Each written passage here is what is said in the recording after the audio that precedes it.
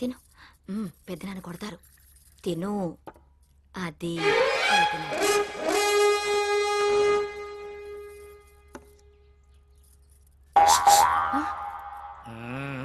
కుక్కతో ఒక వంకర అని ఎన్నిసార్లు చెప్పినా ఎందుకు మారుద్ది నీ బుద్ధి? ఇప్పుడు అనుభవించు.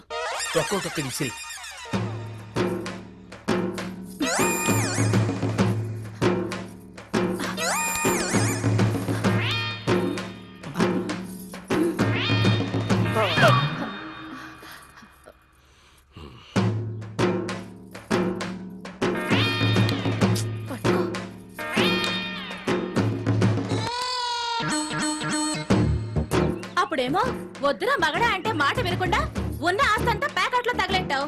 ఇప్పుడు మళ్ళీ వాటా కావాలని ఏ మొహం పెట్టుకుని అడుగుతున్నావు? ఇదిగో, ఈ ఇంట్లో నువ్వు, నీతో పాటు నేను, మన పిల్లలు ఆయన దయ వల్ల బ్రతుకుతున్నావు. ఆ సంగతి మర్చిపోవద్దు. ఆ విషయం నాకు కూడా గుర్తుంది. గుర్తుంటే సిగ్గు లేకుండా ఎందుకు తాగావు? ఇదిగో పట్టుకో. మన పిల్లల మీద ఉంటే నేను కావాలని తాగలేదు. మరి వాడు అమ్మ కడుపు మాడ. వాడు నాకు ఫేస్ రీడింగ్ వచ్చు, అదొచ్చు, ఇదొచ్చు అని చెప్తుంటే రేడియో మిర్చిలాగా ఏదో చెప్తాడు అనుకుంటే వాడు నా చేత తాగించి ఎండు మిర్చి ఎక్కడో పెడతాడని నేను ఎక్స్పెక్ట్ చేయలేదు. వాడు నాకు దొరకాలి. వాడు టీటీడీ ఛానల్ లాంటి మా ఇంట్లోకి ఎఫ్ ఛానల్ లాగా ఎవరో అమ్మాయిని తెచ్చాడేంటి?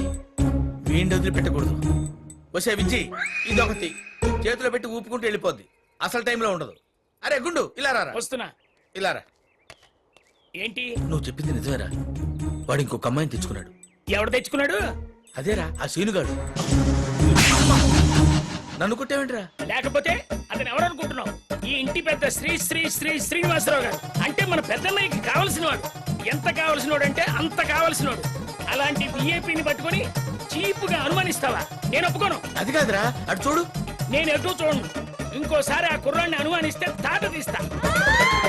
వీడేంటి నా డైలాగు నాకే చెప్తున్నాడు? ఈ విషయం ఎలాగైనా అన్నయ్యకి చెప్పి మళ్ళీ ఇంట్లో ప్రవేశించాలి. బెస్ట్ అన్నయ్య. రేపు నేను ఇంట్లోకి రావద్దని చెప్పాను కదా అన్నయ్య. వాడు బాగా కావాల్సిన వాడని నెత్తి మీద పెట్టుకున్నావు కదా. వాడు మంచోడు కాదన్నయ్య, దుర్మార్గుడు. ఏంట్రా మళ్ళీ మందు తాగొచ్చావా? మందు తాగలేదు కాబట్టి స్ట్రైట్ గా మాట్లాడుతున్నాను అన్నయ్య. దేవాలయం లాంటి మన ఇంట్లోకి ఒక అమ్మాయిని తెచ్చుకున్నాడు అన్నయ్య. ఒకసారి అటు చూడు.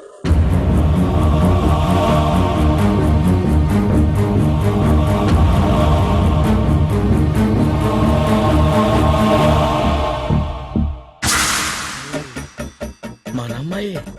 వీడిని ఇరికించిపోయి నేను ఇరుక్కున్నానండి. నేను ఫినిష్.